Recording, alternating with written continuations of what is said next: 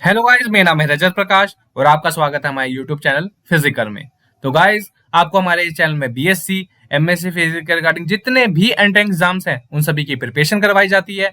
और उसी के साथ साथ जितनी भी जॉब अपॉर्चुनिटीज होती हैं, चाहे वो असिस्टेंट प्रोफेसर की हो, चाहे वो साइंटिफिक ऑफिसर की पोस्ट हो, चाहे वो कोई भी गवर्नमेंट टीचिंग पोस्ट हो या कोई भी गवर्नमेंट जॉब की पोस्ट हो, उन सभी की वैकेंसी आपको प्रोवाइड करवाई जाती है।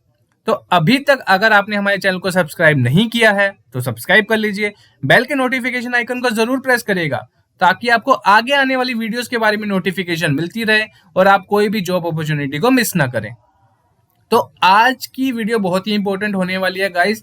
ओडिशा पब्लिक सर्विस कमीशन ने बम्पर वैकेंसी निकाली है दोस्तों। 385 असिस्टेंट प्रोफेसर की वैकेंसी निकाली है स्टेज 1 में। डायरेक्ट रिक्रूटमेंट होगी दोस्तों, तो बहुत ही इंपॉर्टेंट आपके लिए एक अपॉर्चुनिटी है जिसको आप मिस नहीं करना चाहेंगे।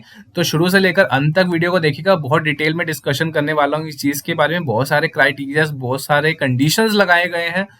एलिजिबिलिटी क्राइटेरिया के एपीआई स्कोर के बारे में भी डिस्कशन करेंगे। क्या रजिस्ट्रेशन कब से स्टार्ट हो रही है, क्या फी रहेगा, किस सब्जेक्ट की निकली है वैकेंसी, सभी चीजों को डिटेल में डिस्कस करेंगे। तो अंत तक वीडियो को देखिएगा। अगर अच्छा लगे तो लाइक करिएगा, शेयर करिएगा और सब्सक्राइब करिएगा। तो वीडियो को शुरू करते हैं। जैसे कि आप देख सकते हैं दोस्तों, आप इनकी ऑफिशियल साइट पे भी जा सकते हैं, opsc.government.in। यहाँ पर भी जाके आपको सारी डिटेल्स मिल जाएंगी दोस्तों। एप्लीकेशन फॉर्म भी अवेलेबल होगा जिसको आपको फिल करके आपको विद द रिक्वायर्ड डॉक्यूमेंट्स आपको सेल्फ टेस्ट करके भेजना होगा। उसके बाद में डिस्कशन करेंगे। अभी लिंक नहीं चालू हुआ है दोस्तों।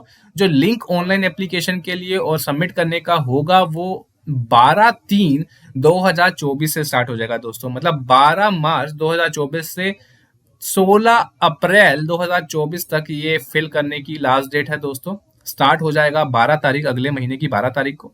ठीक है, तो इस चीज का ध्यान रखिएगा। 385 वैकेंसी निकली है दोस्तों।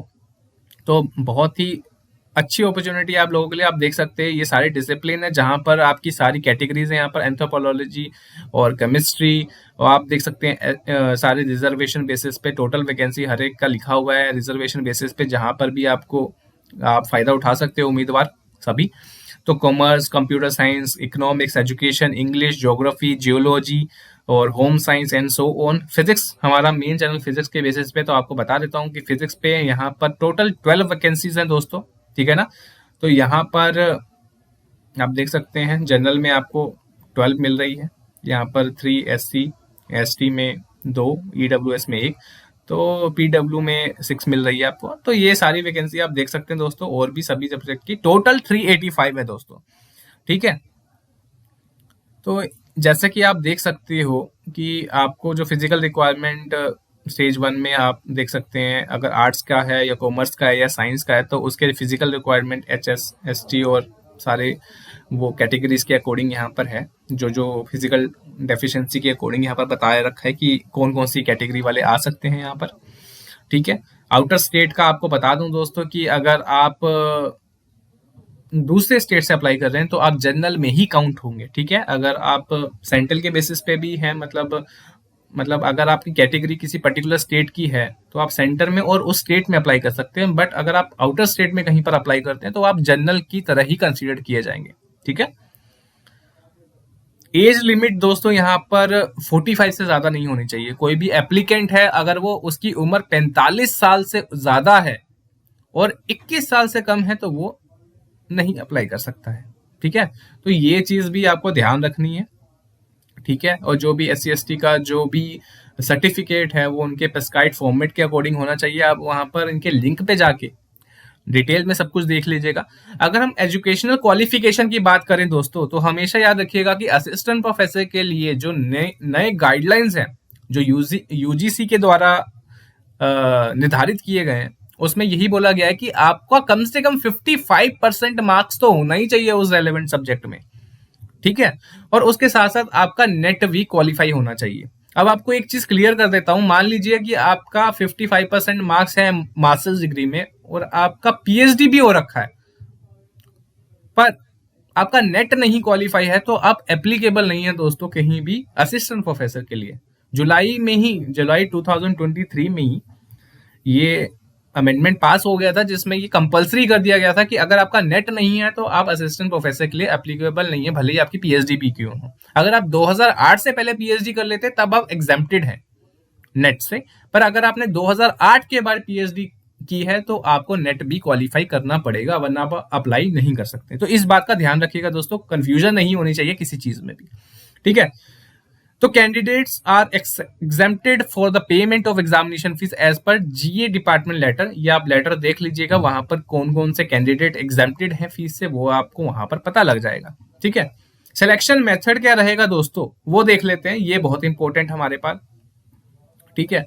तो सबसे पहले तो एमएससी प्लस नेट तो होना ही चाहिए। दूसरी बात इन्होंने ये बोली है कि जो भी डाटा उनको कैंडिडेट का मिलेगा ऑनलाइन एप्लीकेशन के बेसिस पे, जो कि आप फिल करेंगे, वो कैंडिडेट शॉर्ट लिस्टेड होंगे ऑन द जो भी डॉक्यूमेंट वेरिफिकेशन के लिए बुलाए जाएंगे दोस्तों, वो 1:6 के बेसिस पे बुलाए जाएंगे। अगर वैकेंसी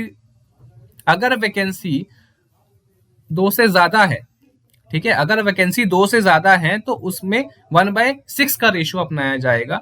अगर वैकेंसी खाली 2 ही है तो उसमें नंबर ऑफ जो कैंडिडेट्स हैं जो डॉक्यूमेंट वेरिफिकेशन के लिए बुलाए जाएंगे वो 12 बुलाए जाएंगे दोस्तों, ठीक है।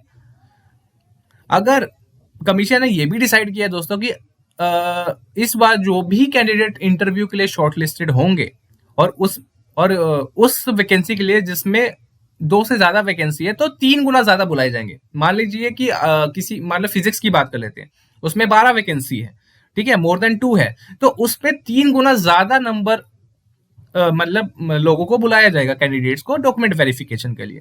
अगर मान लेते हैं किसी सब्जेक्ट में खाली 1 या 2 ही वैकेंसी है तो उस सब्जेक्ट के लिए 10 उम्मीदवारों को, 10 कैंडिडेट्स को शॉर्टलिस्ट किया जाएगा इंटरव्यू के लिए, ठीक है। इस चीज का ध्यान रखिएगा, मतलब किसी को कंफ्यूजन भी हो सकता है कि भाई कितने बुलाए जाएंगे।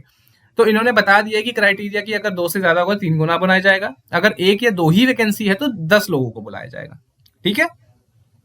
तो सब्जेक्ट वाइज मेरिट लिस्ट तैयार की जाएगी सक्सेसफुल कैंडिडेट्स की, उसको अरेंज किया जाएगा मेरिट बेसिस पे, जितना जो आपके एपीआई स्कोर के अकॉर्डिंग होगा। एपीआई क्या होता है, ठीक है, एकेडमिक करिकुलम इंडेक्स होता है आपका एक, कि जितना भी आपका 10वीं 12वीं BSc MSc papers experience net PhD सारे एक इंडेक्स होता है जिसको आप 100 से आप देखते हैं कि कितना आपका नंबर बन रहा है, उसके बेसिस पे मेरिट बनती है आपकी। तो वो भी डिस्कस करेंगे हम, तो उसके बेसिस पे आपकी मेरिट बनेगी, देखी जाएगी कि कौन आगे है, उसके बेसिस पे आपका सिलेक्शन होगा, ठीक है।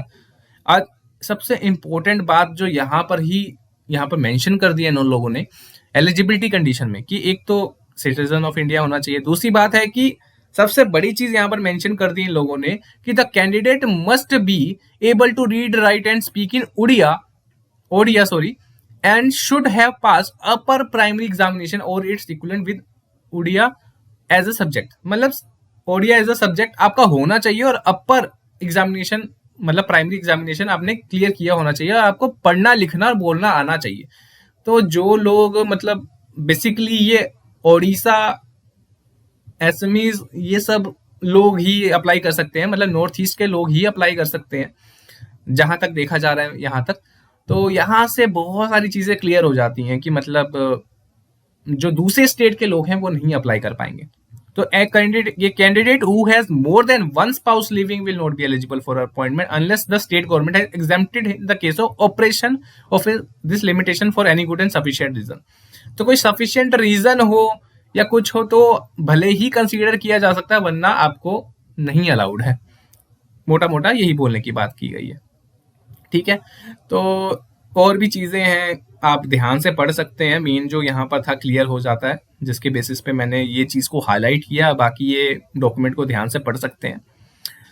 और भी जो ये सारे कैटेगरीज के अकॉर्डिंग है कि आपको सारे डॉक्यूमेंट को ध्यान से लगाना है, अगर नहीं होगा उसके अकॉर्डिंग तो आपका डिस्क्वालीफाई भी किया जा सकता है। सारे सर्टिफिकेट्स को ध्यान से अपलोड करना है, स्कैन करना है, जो भी मार्कशीट और सर्टिफिकेट्स उन्होंने मांगे हैं तो सारी चीजें आपको मेंशन करनी है दोस्तों। ये देख सकते हैं हाई स्कूल की सर्टिफिकेट, बैचलर की, मास्टर की, एमफिल की, नेट की, पीएचडी की, तो उसके बेसिस पे जो भी शॉर्टलिस्ट करेंगे आपको वो बता दिया जाएगा उनके अकॉर्डिंग। एक्स्ट्रा जो भी है ऑप्शनल 4 सब्जेक्ट है, ये जो उन्होंने बोला है, जो Odia test pass certificate, sports identity, caste certificate अगर कोई रिजर्वेशन में अप्लाई कर रहा है, ठीक है। तो ये सारी चीजें आप देख लीजिएगा डिटेल में। मेन जो हमारा था कि कैसे अप्लाई करना है यहाँ पर आप देख सकते हैं, opsc.government.in में जाएंगे, एप्लीकेशन वहाँ पर आप फिलअप कर सकते हैं ऑनलाइन, वहाँ पर सबमिट भी कर सकते हैं। ठीक है, ध्यान से सारे इंस्ट्रक्शंस को फिलअप कर लीजिएगा, देख लीजिएगा। यहाँ पर जो लिंक आपको बता देता हूँ अगेन, 16 अप्रैल 2024 तक बंद हो जाएगा, 12 मार्च 2024 को स्टार्ट हो जाएगा। लास्ट डेट यहाँ पर रजिस्टर की 16/4 को ही है दोस्तों। ठीक है ना, ऑनलाइन एप्लीकेशन की ही है, बाकी ऑफलाइन तो आप भेज ही सकते हैं उसके बाद भी। तो ये एपीआई स्कोर है दोस्तों, जो जिसकी मैं बात कर रहा था। यहाँ पर आप देख सकते हैं ग्रेजुएशन के नंबर, पोस्ट ग्रेजुएशन के number, MPhil, PhD, net with JRF, सबके अलग अलग होते हैं दोस्तों। तो जो जो आपने किया है, जिसके जितनी भी रिसर्च एक्सपीरियंस, ये कॉन्फ्रेंसेज वगैरह जो भी है, अगर आपकी ये सब हैं चीज़ें, तो दोस्तों आपके लिए बहुत हेल्पफुल रहेंगी ये चीज़ें। जितना आपका स्कोर अच्छा होगा उतने चांसेस आपके सिलेक्शन के हैं। तो ये सारी चीज़ें हैं दोस्तों, आप देख सकते हो। रेलिवेंट सब्जेक्ट जो भी हैं इसके, हम देख सकते हैं हर एक सब्जेक्ट के। यहाँ पर फिजिक्स भी आएगा दोस्तों, आप देख सकते हैं। यहाँ पर आपको रेलिवेंट सब्जेक्ट ये सारे पता होने चाहिए, ये सब पढ़ाना पड़ सकता है आपको अगर आप सेलेक्ट होते हैं तो यही था दोस्तों ओपीएससी का एग्ज़ाम, तो मतलब वैकेंसी जो निकली है। तो बम्पर वैकेंसी है उन लोगों के लिए, नॉर्थ ईस्ट वालों के लिए बहुत अच्छी अपॉर्चुनिटी है, वो भर सकते हैं। आई होप आपको ये वीडियो हेल्पफुल लगा होगा। अगर आपको ये वीडियो अच्छा लगा है दोस्तों, तो लाइक जरूर करेगा, शेयर करेगा और सब्सक्राइब करेगा, ताकि आपको आगे आने वाली ऐसी ही वीडियो मिलती रहे और आप अवेयर रहें सभी जॉब्स के रिगार्डिंग। तो मिलता हूँ आपको किसी और वीडियो में। Till then, good bye.